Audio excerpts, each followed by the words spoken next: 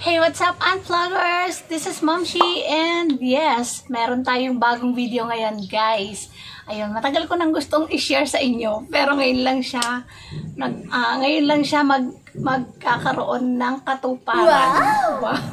Ngayon lang siya magkakaroon ng katuparan kasi inantay ko talaga siya, inalagaan ko siya, ninurture ko siya. And in fairness, hindi siya nang iwan.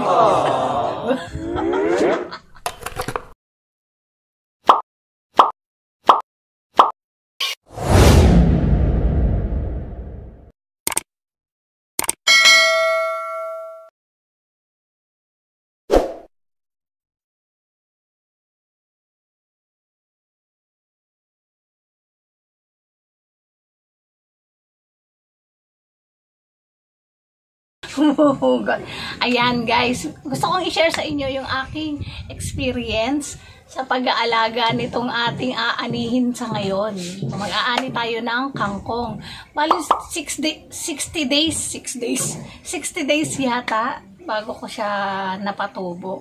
Hindi ko nga akalain natutubo pala sa paso yung kangkong. Wow! Ayan. So, sa tingin namin guys, it is advisable na maging plantita tayo sa mga panahon na ito kung saan na-encounter natin itong pandemic, itong ang COVID-19. Mas maganda na magtanim tayo sa ating bakuran or sa paso para magkaroon tayo ng ibang choice pagdating sa pagkain. Masustansya na, makakatipid pa tayo. At the same time, matututo rin tayo na mag-nurture. Kasi ako hindi ko akalain na kaya ko pala. Dadalhin na namin sa aming hapag. Mamaya kakainin na namin. Kaya gusto kong i-share sa inyo yung aming unang harvest ng kangkong. Ginagawa mo! Ayun, yung kangkong. Actually, wala talaga akong kaalam-alam. First time ko guys. First time ko na nag-try na magtanim. And wala lang. Nilagay yung ilang seeds. Ngayon, tumubo na lang siya. And in fairness, malago siya. Marami-raming gulay ito. Kaya samahin nyo kami as we start harvesting our kangkong. Ito na siya guys. Tara!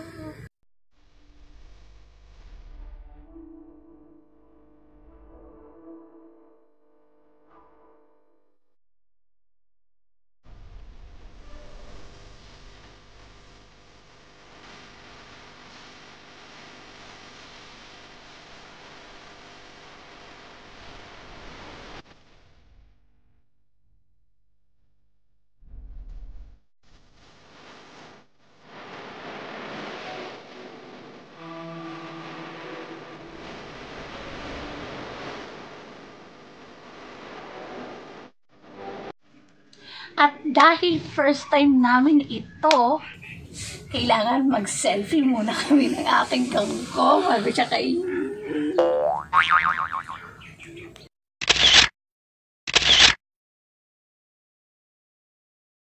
Ayan.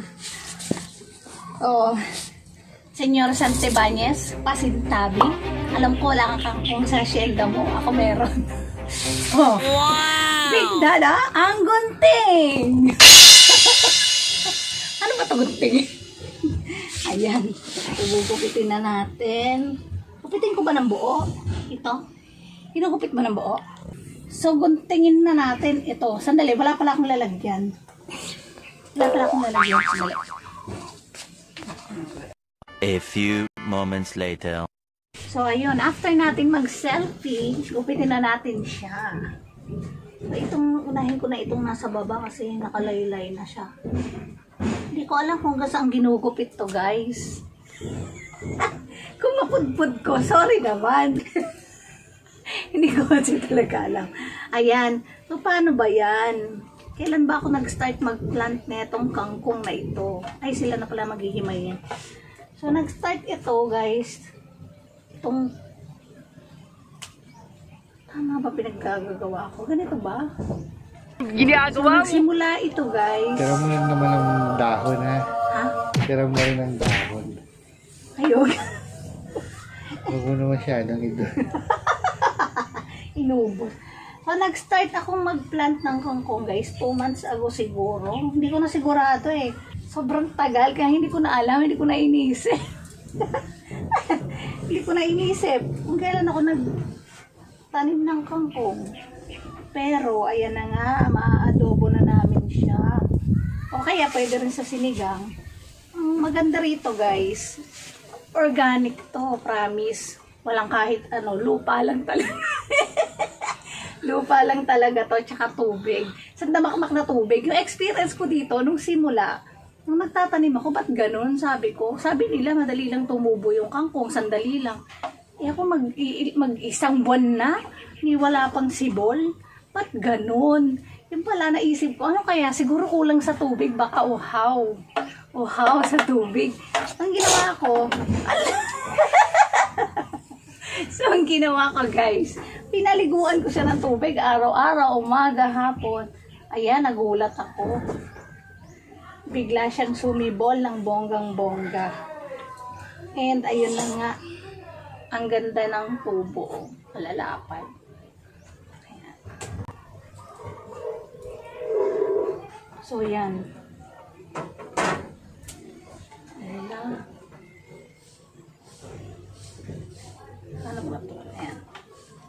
Ang kagandahan kasi dito guys, kapag may itanim tayo, kahit sa paso lang, lalo na sa ano, sa Maynila guys, na ano, na ECQ, mas mabuti guys na magtanim tayo ng kangkong sa paso. Kung wala tayong lupa, edi sa paso, paulit-ulit. Edi sa paso tayo magtanim. Kasi malaking tipid, bukod sa tipid, masustansya. Tapos sigurado ka pa doon sa ipapakain mo sa pamilya mo. Ayan, pwede mo siyang i-adobo, pwedeng sinigang. Ano pa po pwedeng gawin dito, Daddy? Steam. Ha? Hindi steam. Ay, steam. Yung pang chowking effect. Ganyan, pwede. Wala na yata Ginisa sa oyster sauce. Ginisa sa oyster sauce. Magaling talaga magluto si Big Dada actually, kaso wala lang time eh. Pero pag nagkaroon na siya ng oras, kasi busy-busyhan siya eh. Pag nagkaroon na siya ng oras guys, masarap siyang magluto, promise. Ipapakit namin sa inyo yan. Kapag ready na siya na humarap, shy type kasi si Big Dada. Hinahatak ko lang yan. Sa pamilya namin guys, ako lang talaga yung madaldal. Naiya na nga ako kasi minsan madalas pag bumuka ako na lang lagi nakikita nyo. Ay, yung mga anak ko naman syempre maliliit pa. Hindi ko naman ma-expose. Ayan, okay na kaya to? Ade? Ako, naubos ko na yata. Alam, malapit na ako sa high school. Yung, paano ko nagsimula? Mahalo na. Yun nga, madali lang naman magtanim ng kangkong guys. Yun nga, kuha ka ng lupa. Lupa, yung lupa na ano na fertile soil ba yun? Loam. Yan, napag-aralan niyo yan ng elementary. Kung nakikinig ka, maiintindihan mo yung sinasabi ko. Ayan. Kuha ka lang ng lupa, lagay mo sa paso. Kung wala ka namang paso, di kuha ka ng ano, yung plastic bottle, lagyan mo ng lupa. Butasan mo muna yung plastic bottle, lagyan mo ng lupa. Dok-dokin mo. Ilagay mo ngayon yung seeds. Tapos diligan mo araw-gabi. Araw-arawin mo. Ewan ko kung hindi siya tumubo. Tapos kapag medyo shy type, ayaw sumibol, kanta-kantahan mo. Kasi yung ginagawa ko. Hanggang sa napilit na nga. Ito na nga. Ayos na. Ayos na siguro to, no, Daddy? Naubos na ba? Pwede na ba? Ayan, bukod dito guys, marami din akong ibang itinanim. Kaso, next time ko na lang, sa next vlog na lang namin ipapakita sa inyo pag-aanihin. Ba't ganun madakta, Daddy? Okay lang yan. Tignan mo, sa sobrang shy type ni Big Dada, tango iling lang, walang sagot. Tinatanong ko siya, tatango, iiling lang siya. Ganyan siya ka-shy type. So, next time, pipilitin natin siya. Na siya naman ang humarap sa inyo, guys. Ayan. Sabi nila, ewan ko lang kung totoo, pero siguro totoo. Sabi nila, para daw yumabong or mamunga yung tanim natin, kakantahan daw natin. Kinakantahan ko siya.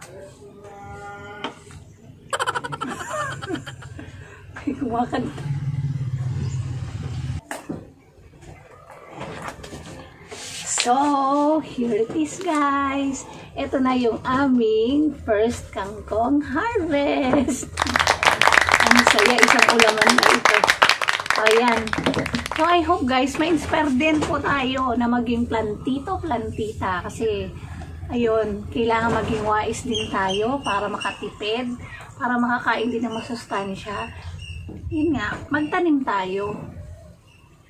Magtanim tayo kasi mas okay ito, mas masustansya at mas sigurado tayo na yung ating mga kakainin ay organic. Ayan, ito na siya guys. Medyo marami kaming nakuha. Ayan.